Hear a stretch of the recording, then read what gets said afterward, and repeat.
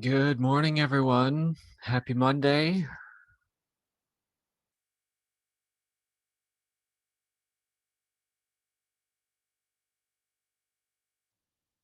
Is it just us four?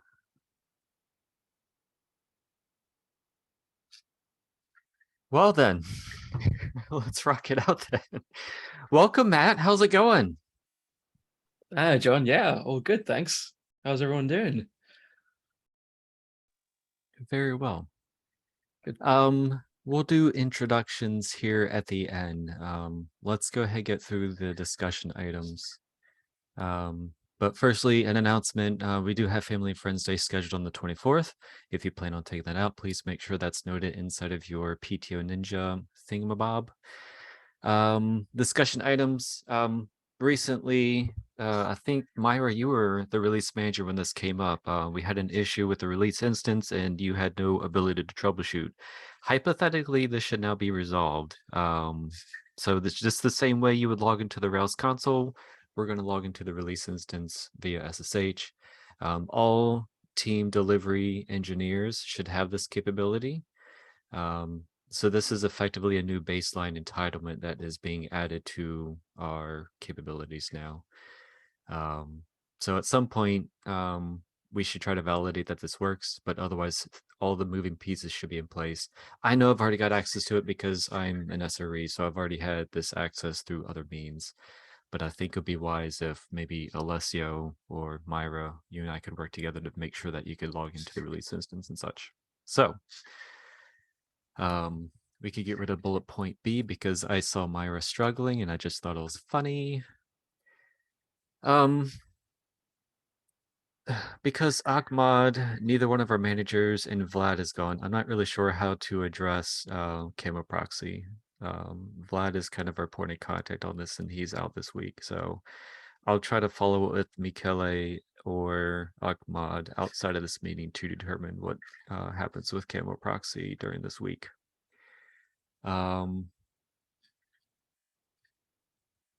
Okay, so Alessio, why don't you take it away with item 3? Sure. So my audio failed in between, so I wasn't able to hear you through this. So just let me know if at least the mic is working. So can you hear me?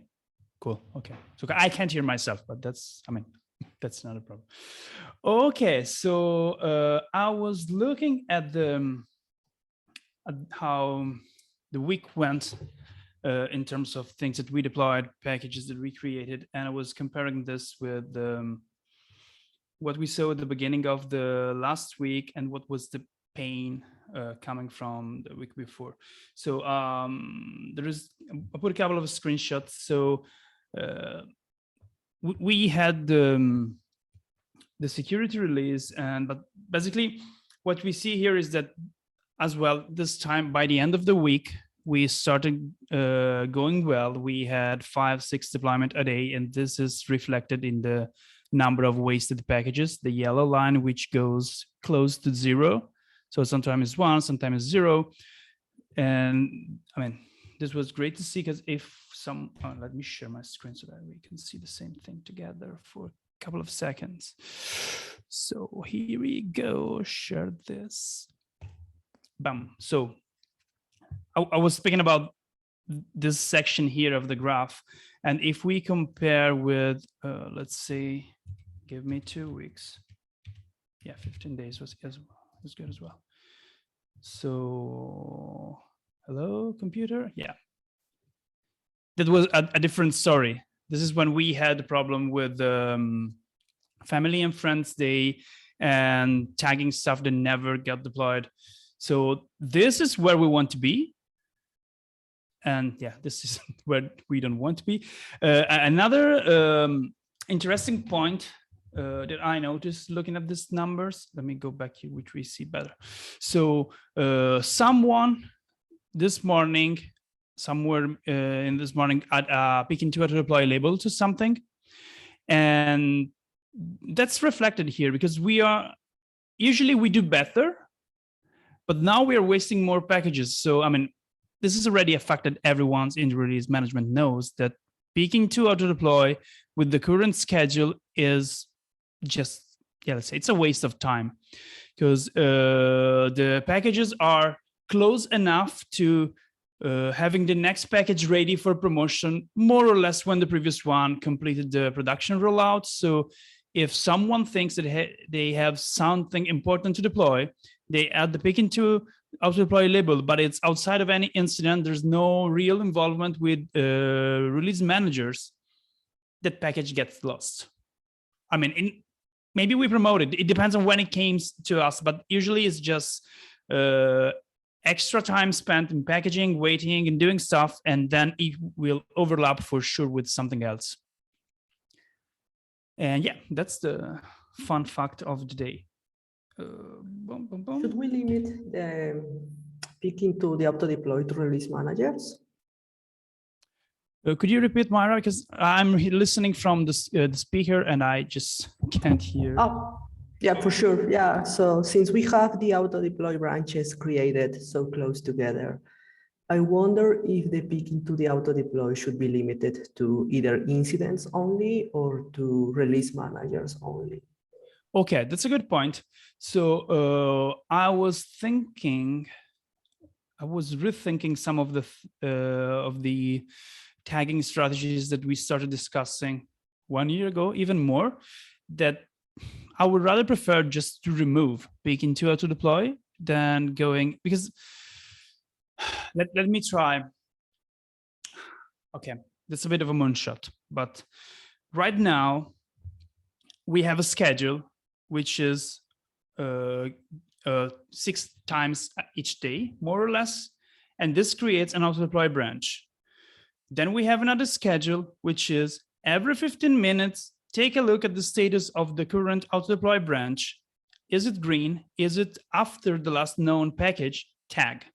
And then there's another schedule, which is take a look at the status of the merged pipeline. If something is labeled with pick into auto deploy, pick it into the auto deploy branch.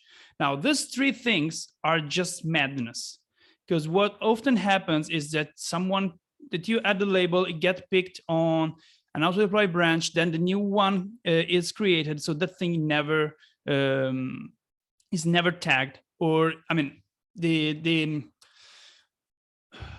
making things right with this 3 independent schedule is really hard.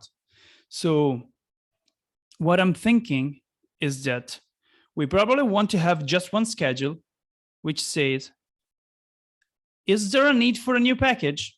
This is open to discussion. What does it mean to have a need for a new package? So let's not consider that for a moment. So if that, pick the latest master green branch and tag. If not, is there something? So basically that's the point, right? So I don't want to go down with this 3 route, but just, do I need to deploy? Is something ready to be packaged? Yes, then tag from master.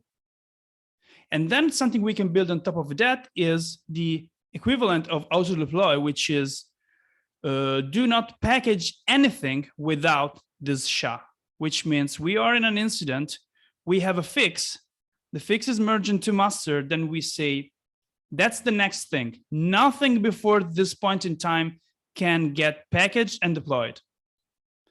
And this is much, much simpler than the current approach, when all those things are moving and we end up creating a lot of branches that triggers new pipeline that are just creating noise. Because if something is merged in master, already had its own pipeline run. But now we do wait a lot of time when we pick, and we have to wait for the result of the pipeline on master, and then we pick on the stable, say on the auto deploy branch, then it has to run pipeline again. I mean, it's really hard to follow this, especially during an incident. So I gave us a long answer. Sorry. Yeah, I think there are several areas of improvement there. It will just worry me about when we want to deploy a bug fix isolated way and in a quick manner. If we remove the pick into the auto deploy and we build from master and we cut the branch from master, that would mean that the bug fix, it will be packaged along with other changes and not isolated, which might not be ideal if we are in an incident and we want to deploy just that change. Yeah, but this is what basically everyone is doing. So we still have the locking feature. I think that's the way to go if we want to do something like this. So let me try. So for those who are not familiar, I'm sorry, Matt, if you don't follow, you can ask questions, but I'll try to explain this. So right now we say, search something green, branch off, and then follow this branch until it's time to create a new one. This is how it works today, right? So we can pick things into this auto deploy branches or not if there's nothing to pick. What I would like to do is the opposite. When we say search something green, tag, and move on. But we can still use the auto deploy locking features. So right now, with this new word, the auto deploy branch is master. But if we want to stop, because we want to deploy a fix in isolation, we branch off from master, from the last deployment, and we lock. And we can write a chatops command for this so that we can say that right now we have chatops run auto deploy lock name of the branch. And this could just be auto deploy lock without name of the branch. This can search for the last deployment, find the SHA, branch off, create a whatever random name for it, and lock to it. And so we can pick, but I'd rather do this manually as a release managers than just having all those schedules, because I'm still doing this manually. If I know that something is ready, I will just run the scheduled pipeline manually, because I don't want to wait whatever is 15 minutes for that schedule, 5 minutes for the other one. I'm already hands-on, so I just prefer, I can do this. It's fine if I can do this with chatops, but I mean, the UI already has the control for picking merge requests into a branch, so we can just use that one.